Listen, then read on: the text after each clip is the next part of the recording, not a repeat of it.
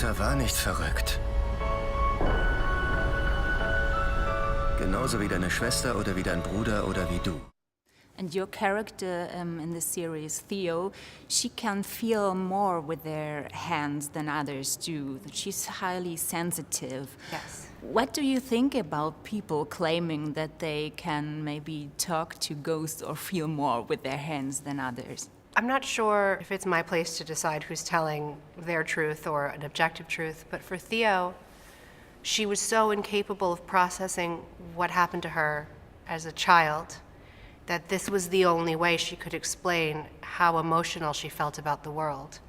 Even if you don't believe Theo, and I do, obviously, I play her, I believe that she had an extra sensitivity in her hands, but I think it started with, if you want to get scientific about it, an inability to process the terrible things that happened to her in Hill House.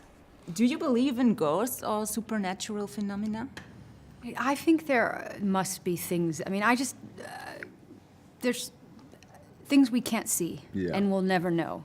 And to think that we know everything would be ridiculous. So I have to be open to it. I mean, I think there must be, aliens.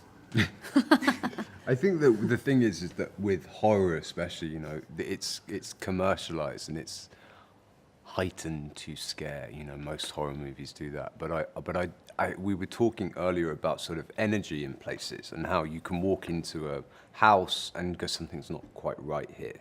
And so I do think that there is something that we can't quite quantify, but I don't necessarily know if it's scary. It's funny. My character, Stephen Crane, is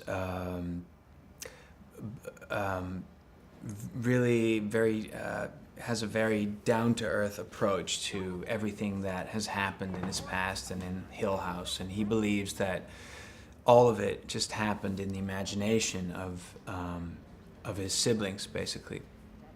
And I sort of always agreed with that in my own life. I think that I don't really believe in haunted houses. I don't really believe in ghosts, and I think they're all figments of our imagination. So no, I've not been scared of a certain place. But in our show, things happen that force Stephen to believe that he might have been wrong after all. What about you, when someone comes to you after the series and tells you, well, I believe in ghosts and maybe I see my dead father now? Well, then maybe now I also need to be open to more.